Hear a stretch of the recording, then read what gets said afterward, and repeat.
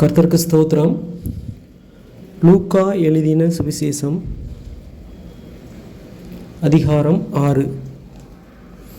பஸ்கா பண்டிகையின் 2ஆம் நாளைக்கு பின் வந்த முதலாம் ஓய்வு நாளிலே அவர் பயிர் வழியே நடந்து போகையில் அவருடைய சீஷர்கள் கதிர்களை கொய்து கைகளினால் நிமிட்டி தின்றார்கள். பரிசேயரில் சிலர் அவர்களை நோக்கி, ஓய்வு நாளில் செய்யத்தகாததை நீங்கள் ஏன் செய்கிறீர்கள் என்று கேட்டார்கள். இயேசு அவர்களுக்கு பிரதியுத்தரமாக, தாவீதும் அவனோடு இருந்தவர்களும் பசியாயிருந்தபோது செய்ததை நீங்கள் வாசிக்கவில்லையா? அவன் தேவனுடைய வீட்டில் பிரவேசித்து ஆசாரியர் மாத்திரமே தவிர வேறொருவரும் புசிக்கத்தகாத தேவ சமூகத்து அப்பங்களை கேட்டு வாங்கி தான் புசித்ததுமின்றி தன்னுடனே கூட இருந்தவர்களுக்கும் கொடுத்தானே என்று சொன்னார். மேலும் மனுஷகுமாரன் ஓய்வு நாளுக்கும் ஆண்டவராய் இருக்கிறார் என்றார். வேறொரு ஓய்வு நாளிலே அவர் ஜெப ஆலயத்தில் பிரவேசித்து உபதேசித்தார். அங்கே சூம்பின வலது கையையுடைய ஒரு மனுஷன் இருந்தான். அப்பொழுது வேதபாரகரும் பரிசேயரும் அவரிடத்தில் குற்றம் பிடிக்கும்படி ஓய்வு நாளில் சுஸ்தமாக்குவாரோ என்று அவர் மேல் நோக்கமாயிருந்தார்கள். அவர்களுடைய சிந்தனைகளை அவர் அறிந்து சூம்பின கையையுடைய மனுஷனை நோக்கி, நீ எழுந்து நடுவே நில் என்றார். அவன் எழுந்து நின்றான். அப்பொழுது இயேசு அவர்களை நோக்கி, நான் உங்களிடத்தில் ஒன்று கேட்கிறேன். ஓய்வு நாளில் நன்மை செய்வதோ தீமை செய்வதோ ஜீவனை காப்பதோ அழிப்பதோ எது நியாயம் என்று கேட்டு அவர்கள் எல்லாரையும் சுற்றி பார்த்து அந்த மனுஷனை நோக்கி, உன் கையை நீட்டு என்றார். அப்படியே அவன் தன் கையை நீட்டினான். உடனே அவன் கை மறு கையைப் போல சுஸ்தமாயிற்று. அவர்களோ மூர்க்க வெறி கொண்டு இயேசுவை என்ன செய்யலாம் என்று ஒருவரோடொருவர் ஆலோசித்தார்கள். அந்நாட்களிலே அவர் ஜெபம் பண்ணும்படி ஒரு மலையின் மேல் ஏறி முழுதும் தேவனை நோக்கி ஜெபம் பண்ணி கொண்டிருந்தார். பொழுது விடிந்தபோது அவர் தம்முடைய சீஷர்களை வரவழைத்து அவர்களில் 12 பேரை தெரிந்து கொண்டு அவர்களுக்கு அப்போஸ்தலர் என்று பெயரிட்டார்.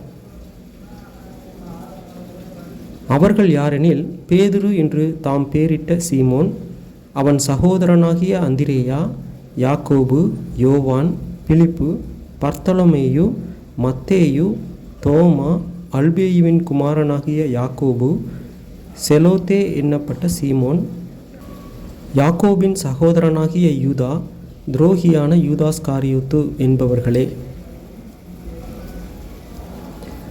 பின்பு அவர் அவர்களுடனே கூட இறங்கி சமனான ஒரு இடத்தில் நின்றார். அங்கே அவருடைய சீஷரில் அநேகம் பேரும் அவருடைய உபதேசத்தை கேட்கும்படிக்கும் தங்கள் வியாதிகளினின்று குணமாக்கப்படும்படிக்கும் யூதேயா தேசத்து திசைகள் யாவற்றிலுமிருந்தும் எருசலேம் நகரத்திலிருந்தும் தீரு சீதோன் பட்டணங்கள் இருக்கிற கடலோரத்திலிருந்தும் வந்தவர்களாகிய திரளான ஜனங்களும் இருந்தார்கள். அசுத்த ஆவிகளால் பாதிக்கப்பட்டவர்களும் வந்து ஆரோக்கியமடைந்தார்கள். அவரிடத்திலிருந்து வல்லமை புறப்பட்டு எல்லாரையும் குணமாக்கினபடியினாலே ஜனங்கள் யாவரும் அவரை தொடும்படிக்கு வகை தேடினார்கள். அப்பொழுது அவர் தம்முடைய சீஷர்களை நோக்கி பார்த்து, தரித்திரராகிய நீங்கள் பாக்கியவான்கள், தேவனுடைய ராஜ்யம் உங்களுடையது. இப்பொழுது பசியாயிருக்கிற நீங்கள் பாக்கியவான்கள், திருப்தி அடைவீர்கள். இப்பொழுது அழுகிற நீங்கள் பாக்கியவான்கள், இனி நகைப்பீர்கள். மனுஷகுமாரன் நிமித்தமாக ஜனங்கள் உங்களை பகைத்து உங்களை புறம்பாக்கி உங்களை நிந்தித்து உங்கள் நாமத்தை பொல்லாததென்று தள்ளிவிடும்போது நீங்கள் பாக்கியவான்களாய் இருப்பீர்கள். அந்நாளிலே நீங்கள் சந்தோஷப்பட்டு கலிகூறுங்கள், பரலோகத்தில் உங்கள் பலன் மிகுதியாயிருக்கும். அவர்களுடைய பிதாக்கள் தீர்க்கதரிசிகளுக்கும் அப்படியே செய்தார்கள். ஐஸ்வர்யவான்களாகிய உங்களுக்கு ஐயோ, உங்கள் ஆறுதலை நீங்கள் அடைந்து தீர்ந்தது. திருப்தியுள்ளவர்களாயிருக்கிற உங்களுக்கு ஐயோ, பசியாயிருப்பீர்கள். இப்பொழுது நகைக்கிற உங்களுக்கு ஐயோ, இனி துக்கப்பட்டு அழிவீர்கள். எல்லா மனுஷரும் உங்களை குறித்து புகழ்ச்சியாய் பேசும்போது உங்களுக்கு ஐயோ, அவர்கள் பிதாக்கள் கள்ளத் தீர்க்கதரிசிகளுக்கும் அப்படியே செய்தார்கள். எனக்கு செவி கொடுக்கிற உங்களுக்கு நான் சொல்லுகிறேன், உங்கள் சத்துருக்களை சிநேகியுங்கள், உங்களை பகைக்கிறவர்களுக்கு நன்மை செய்யுங்கள், உங்களை சபிக்கிறவர்களை ஆசீர்வதியுங்கள், உங்களை நிந்திக்கிறவர்களுக்காக ஜெபம் பண்ணுங்கள். உன்னை ஒரு கன்னத்தில் அறைகிறவனுக்கு மறு கன்னத்தையும் கொடு, உன் அங்கியை எடுத்துக்கொள்ளுகிறவனுக்கு உன் வஸ்திரத்தையும் எடுத்துக்கொள்ள தடை பண்ணாதே. உன்னிடத்தில் கேட்கிற எவனுக்கும் கொடு, உன்னுடையதை எடுத்துக்கொள்ளுகிறவனிடத்தில் அதை திரும்ப கேளாதே. மனுஷர் உங்களுக்கு எப்படி செய்ய வேண்டுமென்று விரும்புகிறீர்களோ அப்படியே நீங்களும் அவர்களுக்கு செய்யுங்கள். உங்களை சிநேகிக்கிறவர்களையே நீங்கள் சிநேகித்தால் உங்களுக்கு பலன் என்ன? பாவிகளும் தங்களை சிநேகிக்கிறவர்களை சிநேகிக்கிறார்களே. உங்களுக்கு நன்மை செய்கிறவர்களுக்கே நீங்கள் நன்மை செய்தால் உங்களுக்கு பலன் என்ன? பாவிகளும் அப்படி செய்கிறார்களே.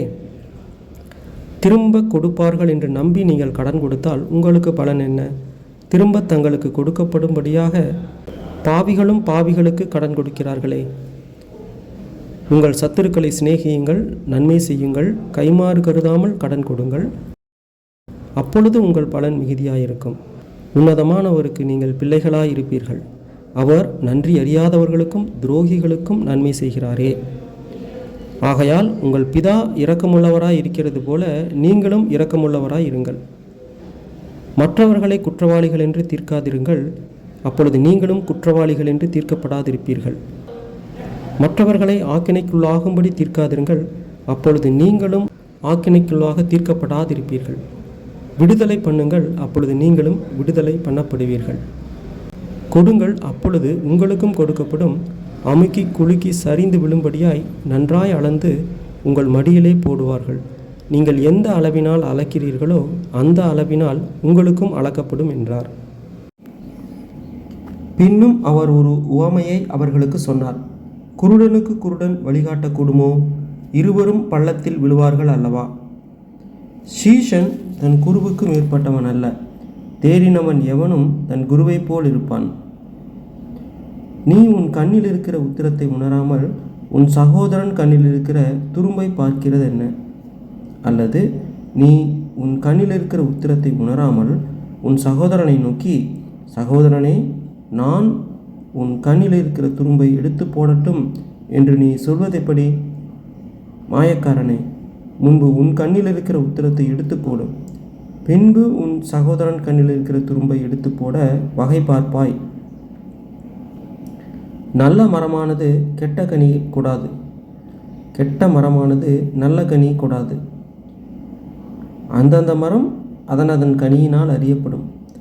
முட்செடிகளில் அத்திப்பழங்களை பறிக்கிறதும் இல்லை, நெருஞ்சி செடியில் திராட்சப்பழங்களை பறிக்கிறதும் இல்லை. நல்ல மனுஷன் தன் இருதயமாகிய நல்ல பொக்கிஷத்திலிருந்து நல்லதை எடுத்து காட்டுகிறான்.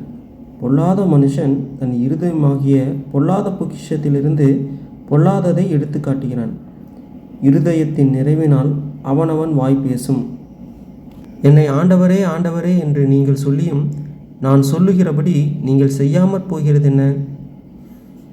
என்னிடத்தில் வந்து என் வார்த்தைகளை கேட்டு அவைகளின்படி செய்கிறவன் யாருக்கு ஒப்பாயிருக்கிறான் என்று உங்களுக்கு காண்பிப்பேன்.